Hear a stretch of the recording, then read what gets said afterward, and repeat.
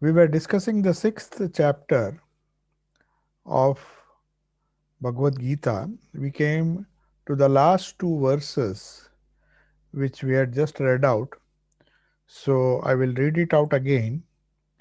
And at the end of the chapter on Dhyana Yoga, Sri Krishna is saying in verse number 46 and 47, he concludes chapter number 6, which is known as Dhyana Yoga, by explaining who is the best among yogis.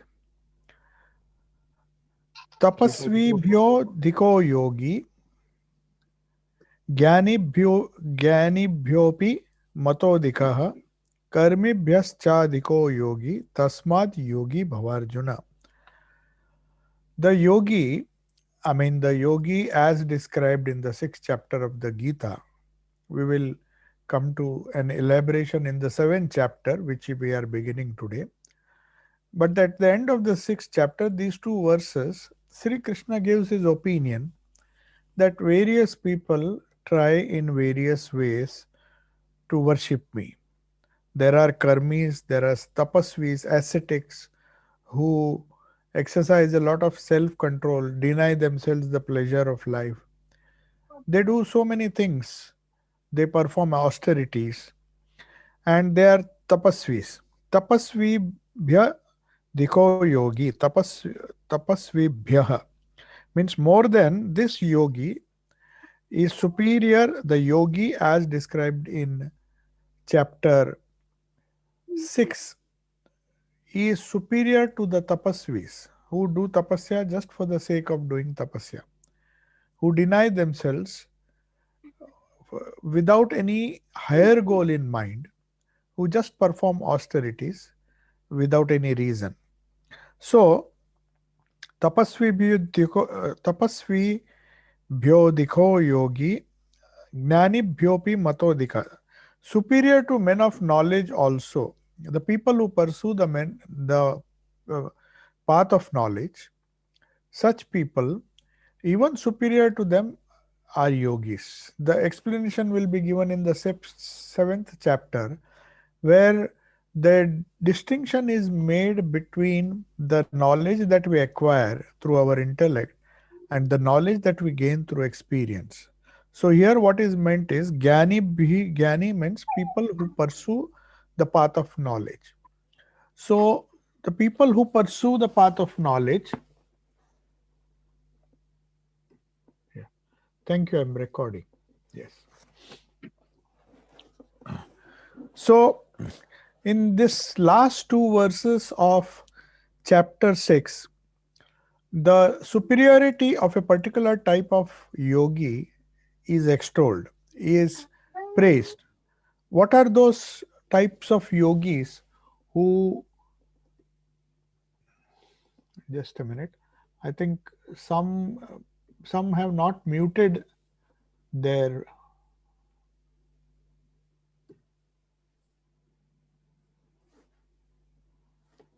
just give me a second, I'll have to mute some people. Yeah.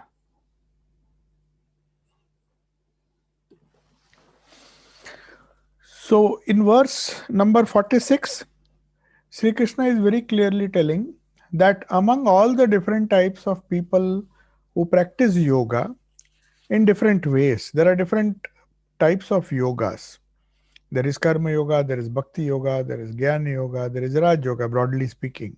But even among them, there is a particular type of yoga which is, according to Sri Krishna, is far superior.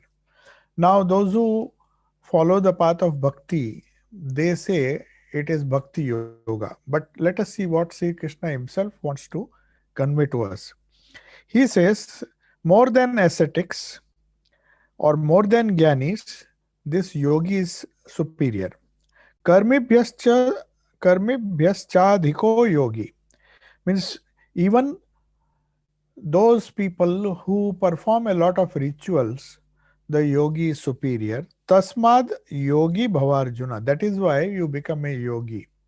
So what does he mean by yogi? The person who the yogi or the sadhaka, the aspirant who aspires to have a direct vision of God, a direct experience of God, is far superior to the others who followed the path of asceticism, tapasya, who follow the path of knowledge for the sake of knowledge, and who also do work for the sake of work. They do all these things, it is fine, but the person who really yearns to see God, as Sri Krishna wanted to get a direct vision of God, to have a direct experience. So we will come to the distinction between Jnana and Vijnana in the next seventh chapter. So this is just a precursor to what will be discussed in the seventh chapter. But in the sixth chapter, Sri Krishna is praising, we'll just have to know this much, that he says, you become a yogi, because a yogi, a person who meditates and yearns for the direct experience of God, of uh, Satchidananda Brahma, that yogi, in whichever whatever be the his path, that type of yogi who yearns for direct experience is far superior to the person who performs austerities, to the person who seeks knowledge, seeks a theoretical uh, knowledge of reality and is satisfied with that, and a person who performs karma with the hope of getting some kind of fruit, some ritualistic karma, with either with the uh, intention of going to heaven or gaining some merit. So all these people are not wrong, but the the yogi is superior to all these three categories. That's what Sri Krishna is saying. So the next verse is Sri Krishna gives a wonderful quote in the gospel. There is a wonderful quote of Sri Krishna which we have taken from the gospel, where he says, Sri Krishna says, I'll just read out to you. It's found in the gospel. What is the good of mere book learning? Now, the Gyanis which are referred to here is what Sri Krishna is telling us about the merit of a person who is just engaging himself in book learning. The learned may at best be adept in aptly and accurately quoting from the scriptures. One's lifelong repeating them verbatim affects no change in one's life. But what is told in the scriptures has to be applied to life and improvement brought upon it. Scriptural knowledge is of no avail to the one who is attached to the worldly life. A worldly man may be as much informed in religion as the spiritual man, or he may even excel in learning and intelligence. He may even be endowed with the rigidity of a yogi's life and the detachment of a sannyasin. In the midst of all these merits, his life may dwindle into nothing if he utilizes them all, all these sadhanas, not for the glory of the Lord, but for self gratification, for name, for fame, and wealth. So that's why Sri Krishna is making very clear that yogi who really wants spiritual experience and nothing less than that. He doesn't do tapasya just to gain some worldly gains or gain some merit in life. He doesn't do study scriptures to get some kind of name and fame. He doesn't do all these things, nor does he perform tapasya with the idea of getting some name as a great tapasvi or a great person who has renounced everything. So he finds a great delight in telling people that he has renounced everything. So even that is not the ideal state. And finally, for self glorification, for wealth, or for any other cause other than pure love of God, or with the pure intention of attaining to Him, all other attempts in doing yoga, in any other type of yoga, other than that which is done for pure experience, for the pure realization of the truth or self within, that is known as yoga. And that yoga, according to Sri Krishna, is that yogi, the person who practices that kind of yoga, is far superior. That's why he says, you become a yogi. Now, in the next verse, in verse number 47, he says, these are all yogis. You become a yogi. There are many yogis who follow this criteria. But among them, there is one person, there is a particular type of yogi. Even amongst these superior type of yogis, there is another one type of yogi who is uh, who is who is most superior. I think there is some 1 minute. I'll have to mute some people. Yeah. Yes. So, who is the ideal yogi? Who is the best among the yogis is explained in verse number 47. Then we come to the seventh chapter. Verse number 47 says, Yoginam api sarvesham, of all the yogis, of among the yogis which was described in the previous verse, where he says, be a yogi, just don't be a tapasvi, just don't go after knowledge, or just don't to go on doing ritualistic work. Don't follow that kind of sadhana, but be a yogi, try to get some experience before you leave this body. If you get experience, that vijnana, not jnana, but vijnana, that superior knowledge, the knowledge based on real experience or intuition is the real knowledge, and try to acquire that and become a yogi.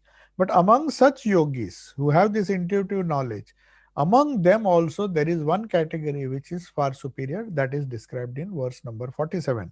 He says, Yoginam api sarvesham madgatena antaratmana shraddhavan bhajate yomam same yukta tamo mataha. This is a very important verse because the whole of 7th chapter will be an explanation of this verse. So you have to remember or try to understand the meaning of verse number 47. He says, of all those who practice meditation, people practice meditation for various things. They want concentration of mind, they want peace of mind, they just want to, some powers they want to develop through their concentration and acquire some object in life. So, a person who meditates, just merely a person who meditates, may not be an ideal yogi. That is what Krishna wants to warn us and explain very clearly, that among all these yogis, yoginam ape sarvesham madgatena antaratmana, one who is merged in me with faith, merged with the inner self, antaratmana, with his inner self, from the depth of his heart, he is merging his ego in me or merging himself with me. That is the meaning of all the mantras that we uh, recite. Namo Namaha. When any mantra, there are Om Namah Shivaya or Shivaya Namaha. Namaha means not me.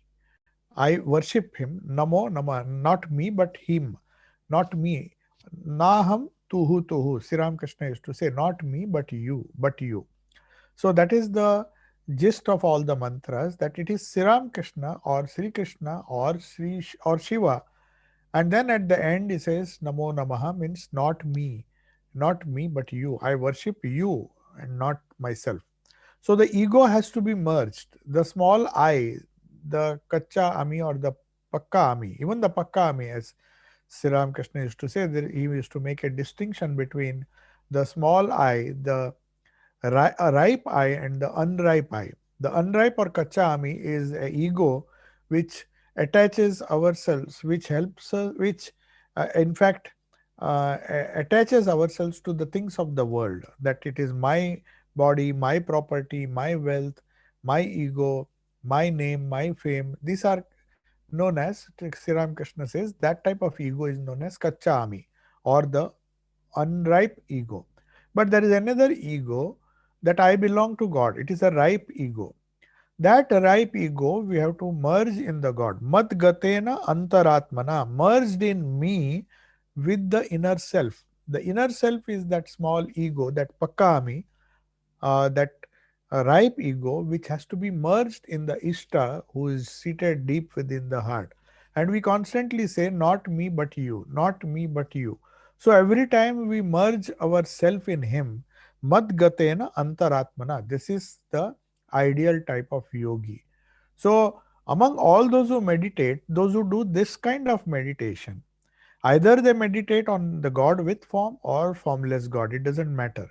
As long as you merge the small the I which says, I am a devotee or I am a follower of truth. So a Gyani will say, I am a follower of Satchidananda. I want to realize that truth. Or I want to realize my Ishta, who is nothing but Satchidananda in the form of my Ishta. who has come in that form. Either it is Krishna or Ramakrishna or any other deity or God who has taken the form personal as a personal God. So my goal is to merge my ego and make it one with the universal ego of the Lord, of Ishvara. If I do that, if I consider him to be the manifestation of Parabrahman, Satchidananda, then that worship or that yogi is the best yogi according to the Bhagavad Gita. This verse says, Shraddhavan bhajate yomam. It's not just enough. How can you merge yourself in God without faith? First, you have to have faith. So that is why Holy Mother says, if you have faith, Holy Mother Sharda Devi very often said, one who has faith has everything. Because knowledge can be acquired by academic skills, by learning about God, by reading the Shastras, by expounding the Shastras. That is one type of learning. That is jnana. That yogi is not the superior yogi.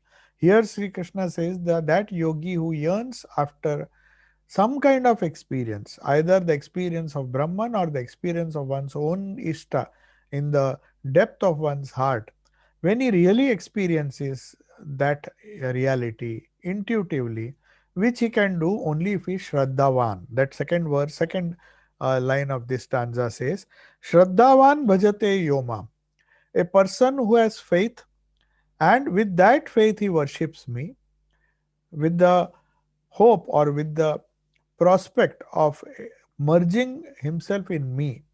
Yad gatena antaratmana means trying to merge your little self in me.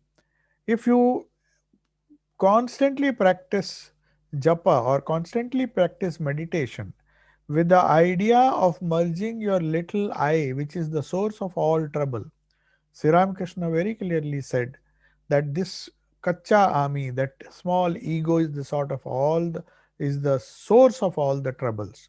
All the troubles that we encounter in life, somehow or the other, whether it is because of the body or whether it is because of the mind, these troubles are part of Prakriti, which has nothing to do with the Purusha or the innermost self. They are untouched. They are two separate things, as we will discuss in the second, seventh chapter. After this final verse, we'll discuss what Prakriti is, what Parama Prakriti is. Very clearly, Sri Krishna says, identifying yourself with the small ego, with the narrow ego, with the unripe ego, which thinks of itself, which identifies itself with one's wealth, one's health, one's name, one's fame, and all the acquisitions which he has done, which are of a temporary nature and which are bound to give you joy at some time and sorrow at some other time. This ego is the cause of all the troubles. This ego may give you some kind of joy sometimes, but things do not remain the same. When you face a crisis, this ego cannot makes you does not help you to forget that trouble because of the ego. Somebody scolds you, somebody praises you, your ego gets inflated and you feel great joy that somebody is praising you. But that state doesn't remain because joy and sorrow follow each other as light and shadow. That is, joy comes with a crown of sorrow on its head. That's what they say. The crown of joy comes with the crown of sorrow on its head. The head full of joy has always to wear a crown of sorrow. So sorrow, ego hurts, ego gets hurt if there is sorrow. If the ego which we have placed by virtue of your name, your fame, your wealth, and all when it gets hurt, you feel a lot of pain, a lot of sorrow. So, Sri Krishna suggests that take the ripe ego, the ego which says that I am a devotee of God, I am a devotee of Brahman, or I am a person who yearns to have an experience of Brahman. When that ego, which has been ripened by experience, by doing all the other elementary preparations of sadhana, when you constantly repeat the mantra and say that not me but you alone, and try to merge your small ego, the ripe ego, into that supreme Lord seated within the heart, mad gatena antaratmana, with the inner self, with your entire heart. That is what Jesus said, love thy God with thy mind, with thy body, with thy mind, and with all thy heart. With all, with all thy heart means from the inmost, that is the intuitive capacity which we have, the Vijnanamay Kosha, where we first try to perceive that uh, ripe ego, that heart center, where we imagine our Ishta is sitting and accepting our worship. Madgatena antaratmana, my merging in me with your whole heart, Shraddhavan bhajate mam. Shraddhavan, one who is full of faith, that if I merge my ripe ego in the Lord, then I will reach the goal of life. Shraddha or that faith, that firm conviction is the essence of spiritual life and the essence of this verse.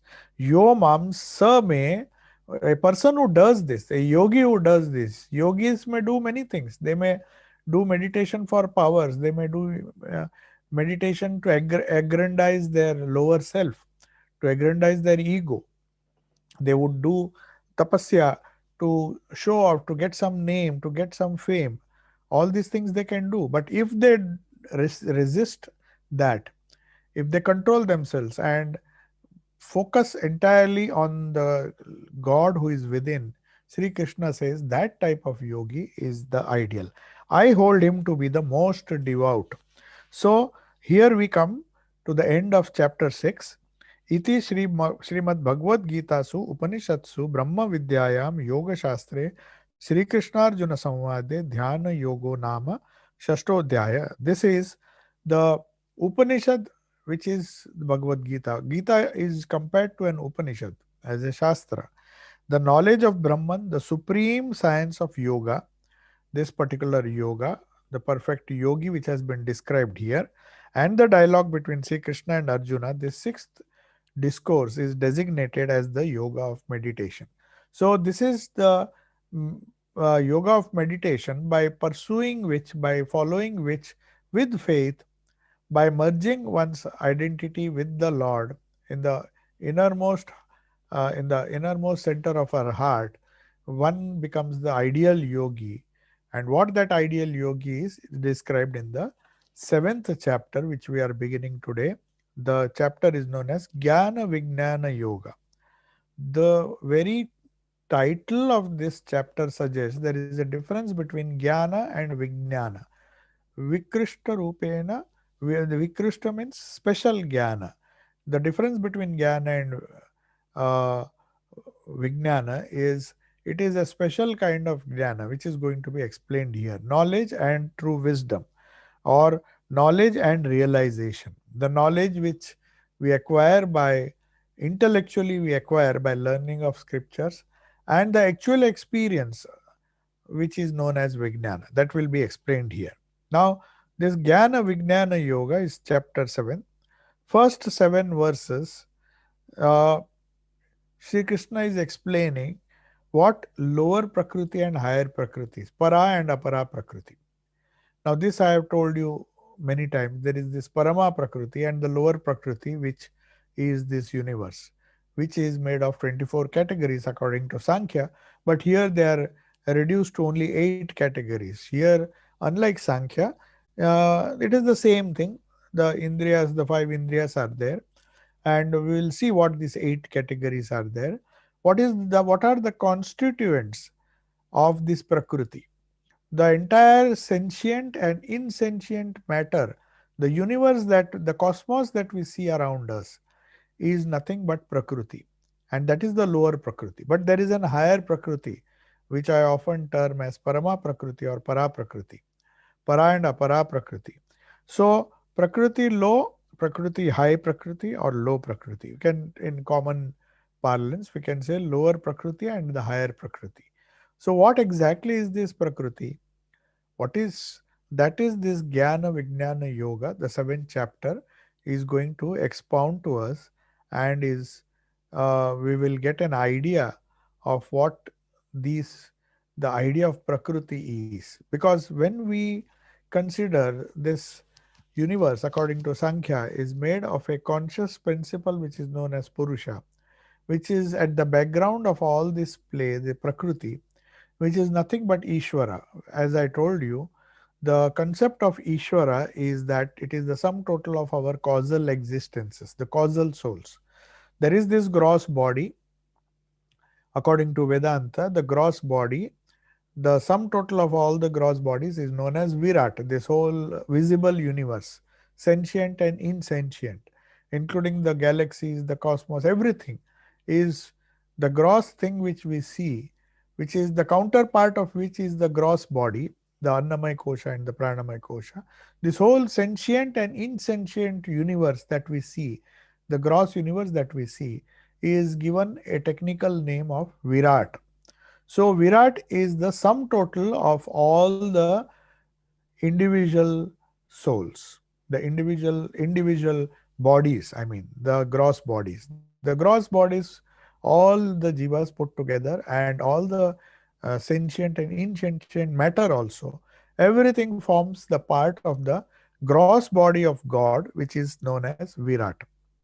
Then we have a subtle body, which is known as Hiranyagarbha, the sum total of all the subtle bodies or the mind, the finer senses, the mind, the ego, and all those things, they come together and they form a composite whole which is known as Hiranyagarbha. Hiranyagarbha. And finally, we come to the uh, third type of manifestation, which is the causal body. Each one of us has a causal body which determines our future, which based on the past. So it is a cause and effect which we see. That's why it is known as causal body, or it is given a technical name of Karana Sharira. So the Karana Shariras, all Karana Shariras put together, they are known as Ishvara, or also the other name is the Ishvara is one who is the sum total of all our causal bodies. So the creator and one who creates and destroys and maintains this universe is known as Ishvara in Vedanta. Now that is going to be explained. And this is explained by in the first 7 verses, giving in detail the whole concept of creation according to Vedanta. According to science, we have different theories, but according to Vedanta, they have simply, it's a way of explaining. It is the same thing, sentient and insentient matter. But the conscious principle, which is Purusha, is independent of this Prakriti. That is one thing which is very clear according to Sankhya. Now, the verse says Sri Bhagavan Vacha. So now Sri Krishna begins the discourse. After saying who is the best type of yogi, he wants to tell us and show that in the 7th chapter, the difference between jnana, to understand a thing, and experience something. Before that, he is explaining what Prakriti is, low and high. What is lower Prakriti? What is higher Prakriti? Listen, O Partha, Mayasakta Manapartha Yogam Yunjan Madashrayah Asamshayam Samagram Mam Yatha Jnasasi Tachrunu. Mai, with the mind clinging on me, by practicing yoga, Maya Sakta Mana, means with the mind totally focused on me or Ishvara or the Supreme Lord. By focusing the mind on me, Maya Sakta Manaha Partha. Partha is the name of Arjuna. So, hey Partha, Maya Sakta, uh, make your mind cling to me. Asakta Manaha. Asakta means attached. Make my mind attached to me, means cling to me. If you constantly think of me, constantly meditate on me, constantly repeat my name, it is known as Maya Sakta Mana. With the mind fully focused on me, Yogam Yunjan Madashraya. Yogam Yunjan, practicing yoga as described in the previous chapter. The 6th chapter explained, gave the characteristics of yoga, dhyana yoga. So practicing that yoga with the mind totally focused on me, with the mind clinging to me, the mind is attached to so many things of the world now. So that mind has to be through pratyahara, we saw in Raj Yoga, by pratyahara, dhyana, dharana and other methods, by yama, niyama, asana, pranayama and all those steps, what we do is we take away the mind from being occupied or clinging to the world, and take the same mind and focus it on God. That is what spirituality is all about. We just, it is detaching oneself from one thing. Only then the mind can be attached to something else. Unless, when Jesus says you cannot have God and mammon at the same time, what he means is, if your mind is clinging to one thing, unless it gives it up, it cannot cling to another thing. You have only one mind. So here he says, Maya Sakta Mana, clinging the mind to me. Me means the Supreme Lord. Yogam Yunjan, practicing yoga, taking refuge in me, placing our entire security in him, depending on him. Placing refuge means madashraya, taking refuge in me. Ashraya means support, taking the Lord or taking the support of the Lord. So, giving our entire responsibility to the Lord and being free from all anxieties and worries and depending totally on the Lord. That's what Sri Krishna says is an essential precondition. That requires a lot of Shraddha. Not to depend on my own ego, but to depend on the Lord, who is the sum total of all the Karana Shariras. He is infinitely superior to all the individual jivas, being the sum total. He is the controller of the whole universe. So why can't we place our faith and why can't we place our destiny? Why can't we depend, Madashraya? Why can't we depend on him for all our things? For everything that we do, if we depend on him, Madashraya, Samagram Mam. Samagram Mam means wholly. Samagram. Samagram means with my whole mind, with my whole soul, with my whole heart, I depend on you. If you do, Sri Krishna says, if you depend on me, then I take your responsibility. Mam yatha gnasasi trashruno. Now, after doing that, now you listen to me. If you have done that, then I'll tell you the secret. The seventh chapter is, in fact, he is revealing the nature of lower Prakriti and higher Prakriti. It shows how creation has been created, how God controls this universe, and what is your role. So there is a beautiful book by Swami Sat Prakashananda which says three things you have to know: God, soul, and the universe. The soul, the God, and the universe. This is our main problem. We are Jivatmas, we are in this world. We have a universe with which we have to deal. And there is this concept of God which we need to encounter or to have a transaction with this universe. We do not know. We just transact with the universe. We behave in whichever way we like. Sometimes we are sad, sometimes we are happy. We are not sure of how to deal with the universe. How should I behave? What is the goal of my life? Why am I living? If, if I am living, I know everybody is living, but why am I living? What am I supposed to do? Why have I come here? How long shall I remain? Am I eternal or am I temporary? Will I have to leave everything behind? What happens after death? So, all these questions have to be answered. So, that is the soul, the universe, and God, the role of God in running this universe. To understand the universe, God Himself, who has incarnated as Sri Krishna, is explaining to us, you first understand what this Prakriti is. The universe that you see around you is made of certain things, certain principles. It runs on certain principles. It is also, it has come out of me. It is me alone who has given rise to this Prakriti. What is it? Listen, if you listen to me with an attentive mind which is clinging to me and who is dependent on me, because you remember in the second chapter when Arjuna was confused, he accepted Sri Krishna as his guru. Shishyasteham shadimam tvam prapannam. Shishyasteham, I am your shishya. And you, I take refuge in me because now I am confused. I am not able to fight the battle of life. You are my guru, you are my friend, you are my everything. I am dependent on you totally. So in the second chapter, when he was totally confused and when he refused to fight, Sri Krishna inspires him in the second, third, fourth, fifth, and sixth chapter. And we come to the seventh chapter. So again here, Sri Krishna knows that now he is in a position of a disciple. So the disciple has to place his whole faith in the Guru. Shraddhavan bhajate ye mam. He has to place his faith in his Guru or God or Ishta, whatever he considers to be the ultimate. He has to do that. So since here the Guru himself is the avatara, and he says, Shishyas teham shadi mam tvam prapan. I am your disciple. I have full faith in you. I feel very secure if you advise me and tell me what to do. And then Sri Krishna gives the whole advice of the Gita, 18 chapters.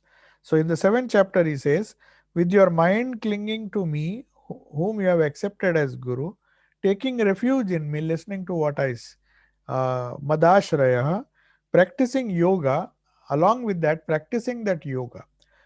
You can't say, people often say that I have faith in God. God is my father, God is my mother. It's fine. It's verbally, we many times, Tameva Mata Pita cha, Pita Tvameva, we say God is my father, but do we really believe? Do we trust them more than our biological parents? Do we really think God is our father, God is our mother? Here in this case, Sri Krishna, Arjuna has faith. And Sri Krishna says, if you have that kind of faith, if you are Shraddhavan, Bhajate, you worship me, then that is not enough. You practice yoga to make that faith stronger and stronger. This thing has to be persisted. This has to be repeated again and again. And when you repeat it, when you persist in repeating it, you practice this yoga, then your faith becomes strong, and then your mind clings to me, and you finally decide to take refuge in me because you get a clear faith or a clear conviction that depending on God is the best way to solve the problems of life. Holy Mother also said the easiest and the best way to solve the problems of life is to repeat the name of Sri Ram Krishna in silence. What does she mean? Trying to merge the mind in him, considering him to be the goal. That is what Sri Krishna promises in the Gita. If you do that, if you place your whole trust in me, cling to me, feel secure in me, then I'll take care of all your yoga kshemam vahamyam. I will take care of your yoga and kshema. I'll take care of your sadhana. I'll do things which you have not acquired, and kshema, whatever you have acquired by your sadhana, that I will preserve. I will give the fruits of that to you. So I'll see that these things are not destroyed. Unlike the wealth which we keep in banks, which if the bank crashes, we lose everything. But here the Lord is promising that I will take care of the yoga and kshema. The life insurance company of India, they have this yoga kshemam vahamyam. That sutra is there. That means I take care. Of course, they believe that once you take insurance, then we will see that you are secure. They have taken this line from the Bhagavad Gita. Bhagavad Gita is, Sri Krishna is promising that I will take care of yoga and kshema. I will ensure your future. Just the worldly things you cannot insure. They are transient. You cannot trust them. But if you trust the Lord, He will never fail you. That is the idea. Yoga kshemam vahamyam. I'll take care of both yoga and kshema to get you things which you don't have, get you the spiritual energy or the spiritual strength or the spiritual experience. And if you have already experienced or if you have already acquired spiritual merit, I will, kshema means I will protect it. I will get it for you, and whatever you have got already, I will protect it from being destroyed. So that is the promise of the Lord. Then we come to the second verse. Jnanam teham savijnanam idam vakshyami asheshatah yat gyatva neha bhuyonya iha bhuya anyat gyatavyam avashishyate. I shall teach you in full this knowledge. I will teach you this jnana along with vijnana. First, I will give you a theoretical framework of what para prakriti and apara prakriti is. What lower prakriti is, what higher prakriti. First, I will give you jnana. Jnanam teham savijnanam. I will give you vijnana also. I'll give you that realization. Because only jnana will not help you. The theoretical understanding of the principle and the experience of what I explained to you, both I will give you. Jnanam teham savijnanam idam vakshami sheshata, combined with realization, which being known, yad gyatva, vakshami means I will declare in full, not partially. I'll give you the full knowledge, the full theoretical knowledge and full experiential knowledge, the vijnana. Jnana and vijnana I'll give you. That is the promise of the Lord. And then he says, Yad gyatva, knowing which. Yat gyatva, having known which. Na iha. Na iha means in this world. Here, you will not, there will be nothing more that remains to be known. If you know this secret, then you can travel, your journey in this world will be safe. You don't have to know anything more for to make your life purposeful and meaningful, and a life of fulfillment will be there. So he says nothing more remains here in this world. There is nothing more that remains to be known. I will tell you in full. First, I will tell you the jnana behind spirituality. Then I will give you the vijnana behind the spirituality. Jnanam teham savijnanam idam vakshami asheshata, in full. Ashesha means that complete knowledge I will give you. Now, what is that complete knowledge? Now, the thing is, the difference between jnana and vijnana, what it is. Why does Sri Krishna say, I will give you jnana and also vijnana? Vijnana is the direct grasp of reality. It's not just a theoretical grasp of reality. It is like saying, I believe that God is my father. That is jnana. But believing is something different, and accepting that to be true and reflecting it in every action of our life, depending on God as if you would depend on your biological father or mother. That shraddha or that faith or that experience, some kind of experience. Now, when Sri Krishna spoke to mother, everybody was laughing, including his Totapuri, his guru Totapuri. When he said, will you take sannyasa? Will you follow the path of knowledge which I want? I know you are a good sadhaka, so I want you to teach this. So you come. He says, no, I will have to take permission from my mother. So Totapuri did not believe in divine mother or any form, God with form. He said, what do you mean? Will you ask your biological mother? He said, no, no, no, I'm asking the mother who is in the temple. So for Sri Krishna, mother was a reality, more real than his own biological mother. He would go and ask. And when the mother gave permission, or when the mother gave him permission to take sannyasa, he went to Totapuri and said, my mother has permitted me to learn Advaita, to practice this sadhana. So this is what Vijnana means, the direct experience. So Sri Krishna, when he first started worshipping mother, you could see mother as an image. So he wanted to kill himself. He said, what is this? I believe that in many of my predecessors, the great saints, said that they have experienced you. But I can't see you, I can't talk to you, I can't feel you. You're not real to me. You're just a clod of earth or a image here, standing here. I'm not satisfied. So when he really got the vision and when he saw the living reality that was his divine mother, then that jnana, that faith, that shraddha, it became vijnana. So that is the difference. Through self-discipline, it is paroksha. There are two types of jnana. One is paroksha jnana and the later is aparoksha jnana.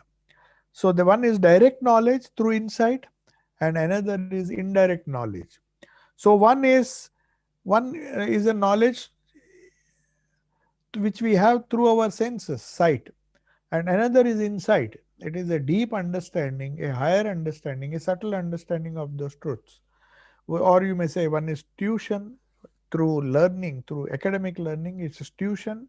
The other one is intuition. Intuition is something which is far superior than the academic tuition or the thing that we learn. We just repeat, we'll just read from books, get a kind of knowledge which is jnana. And when that knowledge deepens, when it becomes a conviction and when it becomes intuition, we just don't have to depend on these rational things or this knowledge which we have gained through the scriptures. It becomes an intuition. So, uh, One is immediate knowledge. It requires a medium. Somebody has to teach you, some guru has to teach you. But the immediate knowledge is the direct perception of that reality. So that is the difference between jnana and vijnana. Now, before that, Sri Krishna is telling him that among all the different sadhakas, yogi is the most superior among all the sadhakas. Then tapasvi, then jnanis, then karmis, then all the other sections or all the other types of sadhaka, yogis are far superior. And even among the yogis, one who is devoted to me, who fixes his mind on me, who is Shraddhavan, who has full faith in me, and who always depends on me, is the supreme amongst them, among the yogis also. Now, he says, but such yogis are very rare. Now, this verse will tell us that don't think it is a very easy thing. Otherwise, everybody would have become a saint or become taken to religion. Religion is rare, or true spirituality is rare, because it is like all the other things. You can't have thousands and thousands. Every common man doesn't become a billionaire or a millionaire. It's only a few people who earn most of the wealth in the world. There will always be minority. All can't be scholars. There will be a lot of ordinary men, and out of that, a few will become rich, a few will become highly qualified. If that is true in secular knowledge, even in spirituality, he says, Manushyanam sahasreshu, among thousands of people who claim that they want to understand what spirituality is, who try to follow religion superficially by doing some ritual, by doing some katha, by going here, going to the church, going to the temple, going to the mosque, all these things, the ritualistic side of religion, there are many people who practice. And out of thousands of such people, Manushyanam Sahasreshu, Kaschid Yatati Siddhaye, a few of them out of thousands, very, very few, Kaschid, try to get to try to understand what true spirituality is, what it does in our life, what it takes to make spirituality a transformative power in our life. If spirituality is just like any other learning, then it is of no use. We learn so many things. We learn languages, we learn different skills. And if we learn scriptures, as we learn all these things, then it is a indirect knowledge. It doesn't really help us. Just as saying I'm an engineer, I'm an engineer, I'm an engineer. I don't become an engineer unless I put that engineering knowledge into practice. If I put it into practice, then the things which I've learned has some meaning. So also the spiritual scriptures, the knowledge of the scriptures, thousands may try to understand, but only a few try for siddhi. They really believe that the scriptures are true. They believe in the words of the Guru. They believe in the uh, fact that if one person can get realization, even I can get realization. If somebody can get nirvana, Buddha said that if I can get nirvana and reach the state of nirvana, enter into nirvana, even you can do. He told his disciple, why do you worry? If it is true for me, it has to be true for you. It cannot be that it is true for one person, it is not true for the other person. So that intense faith and that intense desire, kaschid yatate siddha. Yatate means one who tries, one who strives very hard to reach the goal of siddhi. To reach goal, siddhi means to reach the goal of yoga. Manushyanam sahasreshu kaschid yatati siddhe. Only a few try to really go after truth, and out of those people who try to reach the goal, yatatam api siddhanam, there are many people who are trying for siddhi. Kaschin mam vetti tatvata, only some succeed in understanding me fully, in surrendering to me fully, in understanding or depending on me fully, making me the all in all in of their life, placing their whole faith upon me. All the things that were told in the previous chapter, which characterize a ideal yogi, those things are rare. They are so rare that first of all, out of all the people who profess to practice religion. Only a few try for sadhana, siddhi, and out of those who try, even only a few succeed. So that you can imagine, out of millions and millions of people, only a few will succeed and really understand me. Others may practice religion, but they have not understood me, or they have not practiced religion as it should have been practiced. So that is the verse number 3. Manushyanam sahasreshu kaschid yatatu yatato siddhaye yatatam api siddhanam kaschin mam veti tatvata. Now comes the fourth verse. Before beginning this, I'll give a small quote of Sri Ramakrishna. We'll not start this topic because here we have the description of the eightfold Prakriti. What is this eightfold Prakriti? What is my lower Prakriti? What is my higher Prakriti? It's a very big topic. There are different categories. It requires some detailed explanation. Otherwise, it's difficult to understand. So we'll take it up in the next class. But I will just read out a portion from the Gospel which tallies with this wonderful shloka. Manushyanam sahasreshu kaschid yatati siddhaye yatatam api siddhanam kaschin mam veti tatvata. The third verse of chapter 7.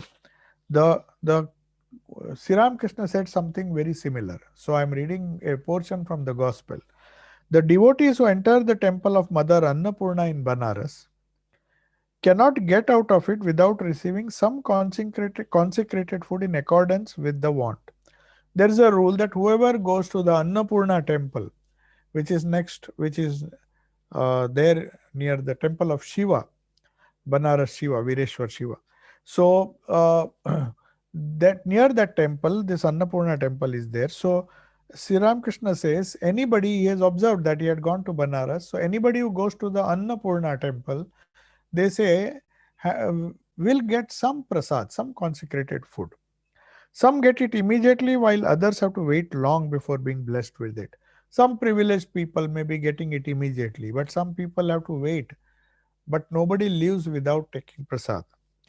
But nobody is denied the privilege of obtaining it. They may get it late if they are standing in a long queue, but they will get it sometime or the other.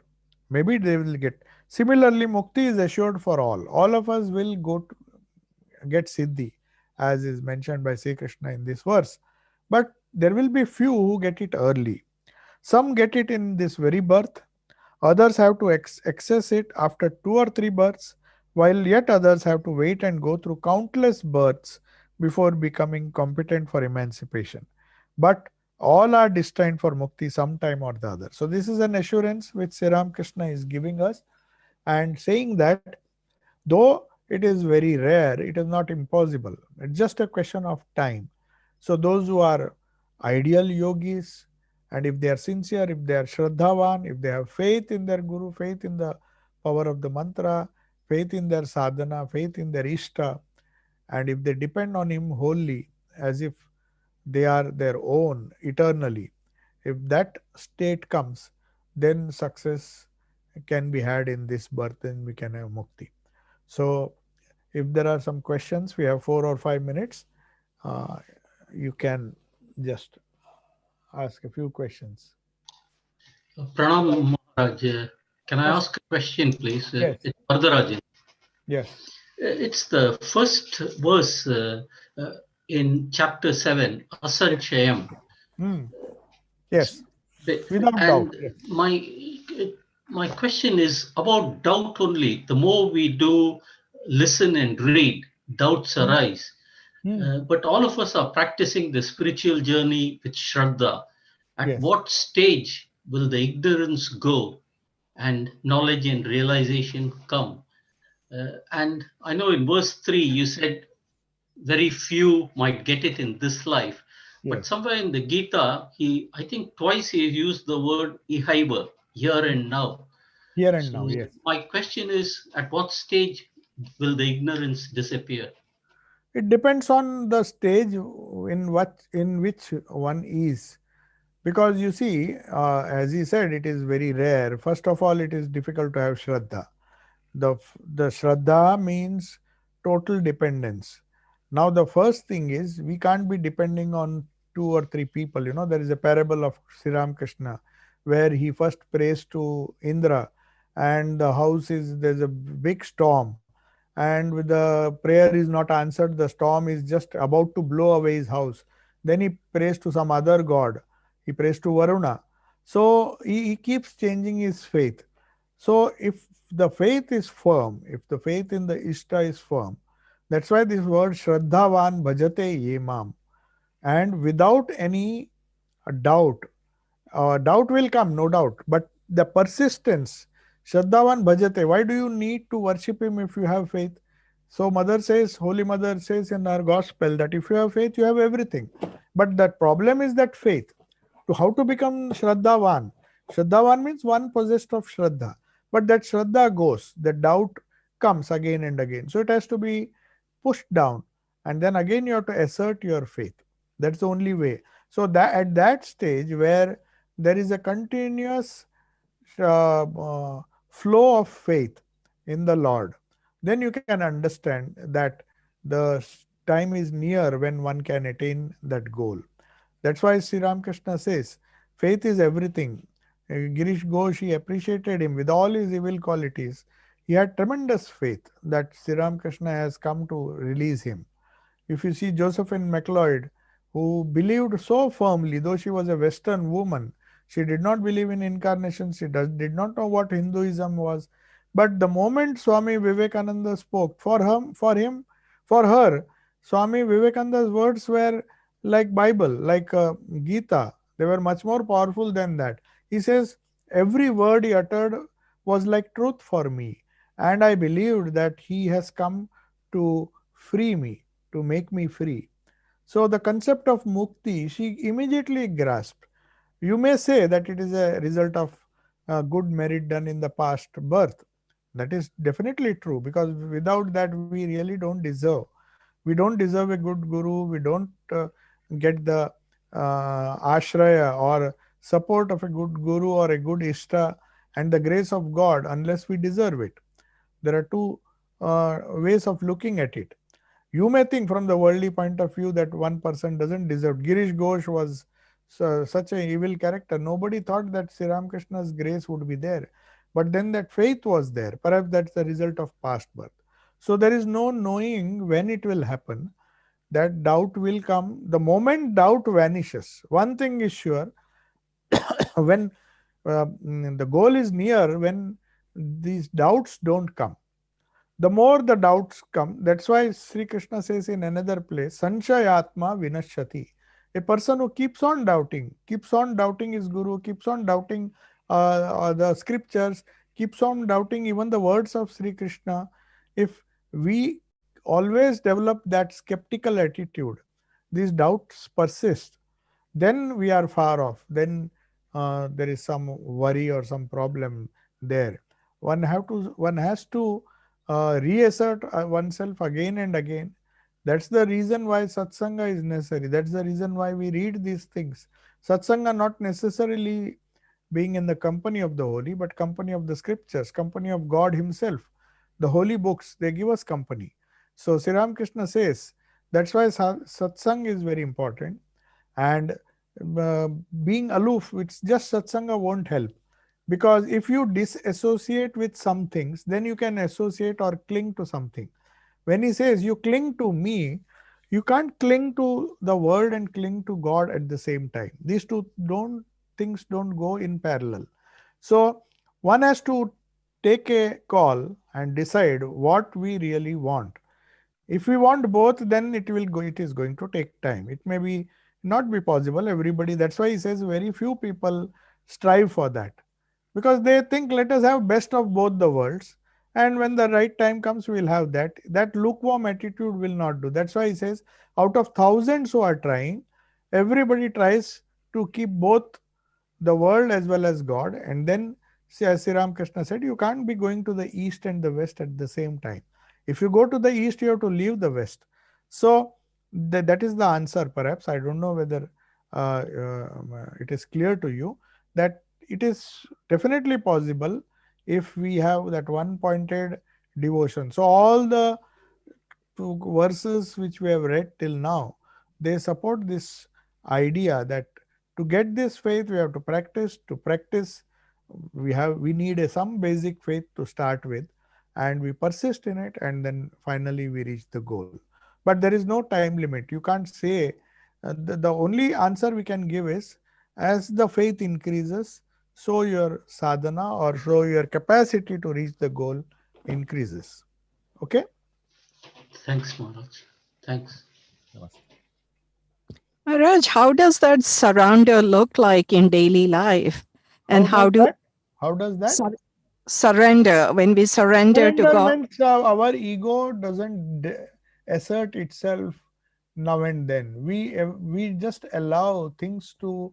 I mean, not things to happen. We take things. We are content with whatever comes to our lot. We try our best. That doesn't mean we don't try.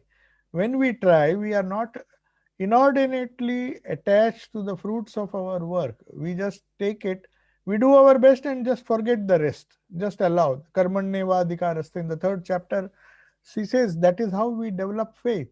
That we do our best, because just leaving everything is not the right way, because then where is your effort? Effort should be there. But after doing the necessary efforts, one should forget and accept whatever we get and be content with that. So that increases our faith in the Lord. We start believing that we will get only what we deserve. And then we'll see that God will take care of our yoga and also kshema. Kshema means to protect what we have, the spiritual wealth. I mean, not protect our cars and buildings and property and all. He has higher things to do. When yoga and kshema means he protects our spiritual sadhana, and he also protects the fruits of the sadhana which we might have done in our previous birth or previously. So that is how these things work. Okay. Thank you. Pranam Maharaj, it's Ravi here. Okay. I'd like to ask a question on Vijnana. Yes. Thanks for your explanation on Vijnana. I just wonder if you could expand on it a bit more in a way that I can relate to. Vijnana, I told you, it is a Vishishta Jnana, that is a special type of Jnana. It's a knowledge, very simply put, it is, one is a theoretical knowledge, other is an experiential knowledge, the first hand experience. Now it is like Thakur used to give examples. That's why Thakur's parables are very useful. Sri Krishna used to say that some people have seen the ocean, but some have touched it. They've experienced the ocean. I may read see the videos of the ocean, but if I live in the hinterland and I don't get an opportunity to go near the ocean and feel it, touch it, swim in it, then it is not experiential knowledge. It is a knowledge which I have acquired indirectly. So that is the only way it can be explained. So when I say God is my father, is he really my father? I have a particular idea of my father, on whom I depend so much, my mother on whom I am so much dependent when as a child. So for a child, the mother is everything. So do we consider God to be our everything? Now that experiential knowledge results in a faith as Sri Krishna had. He did not believe in consulting his own mother. He went to the Divine Mother always. He did not even go to any human being. Now, for the reality, for God to become more real than all the others, that means we really believe in God. Before that, we just don't believe. We believe in ourselves. We believe that God is there, but he is far off, or maybe he's in the photograph, or he's in the image. And I will pray, but not with my full heart. I will pray, but I don't expect him to answer my prayer. So that is the difference between Jnana and Vijnana.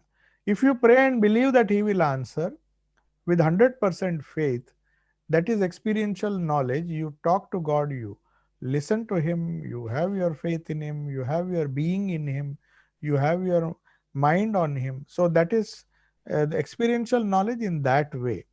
It cannot be explained through secular examples. It has to be explained because here the meaning is Spiritual truths cannot be understood unless they are experienced, and that requires the grace of the Guru or the Ishta, both the Guru and the Ishta, because it is the Guru who gives you the jnana and shows you or pushes you to the path of Vijnana.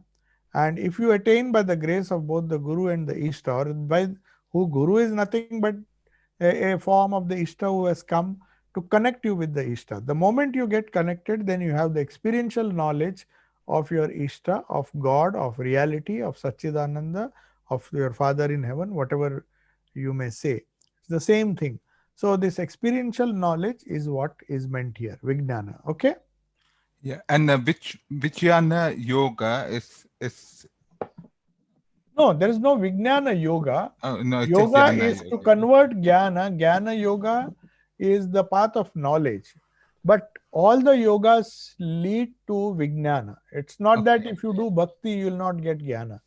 The experience of God, whether you see God in a form, God as mother, God as father, or God as pure spirit, the experience is known as Vijnana. Okay? Okay. Thank you. Okay, so shall we take leave now? Pranam Maharaj. Namaste. So Um, you are I had from the one, virtual classroom. Yeah. May I know whom am I uh, speaking to? Shubhrata Gupta. Oh, Shubhrata. Okay. One question: when Lord Krishna says, "Have faith in me" to Arjun, is he talking about as as his personality, or in a general sense as He's talking the Ishta? way you look at him. If you think Krishna is your father, he see he has not defined that. When he says me, he says from a highest standpoint. He is the supreme soul. So the same Brahman can come as your Ishta. It can be Ramakrishna, it can be Krishna, it can be Ganesh, it can be anybody. But it is the Supreme Self, the sum total, the Ishvara who speaks, who incarnates. So it is whether you accept in incarnation, if you don't accept the incarnation, you take him as Supreme Consciousness. It's the same thing. You'll find those verses in the Bhagavad Gita where he says, I am the Sutratma, I am passing through everybody. Like it comes in this seventh verse itself. Sutre Manigana Iva, like the different pearls. I am like the thread which passes through all the different jewels, like through all the jivas. I am the one connecting link between all. So you can take him as the consciousness, all pervading consciousness. You can take him as your Ishta. You can take him as Krishna, Vasudeva Krishna, who has incarnated to help Arjuna. So when he says me, he says it in the highest sense. Like Sri Krishna never said me in the sense of the body. When he said me, he did not mean that it's just the physical body that is Sri Krishna. Sri Krishna is far higher than the physical body or the picture that you see.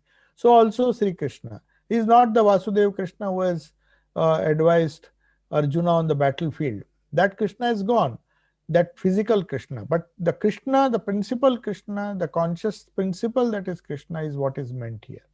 Okay? Thank you, Guruji. Thank you. Okay. So shall we take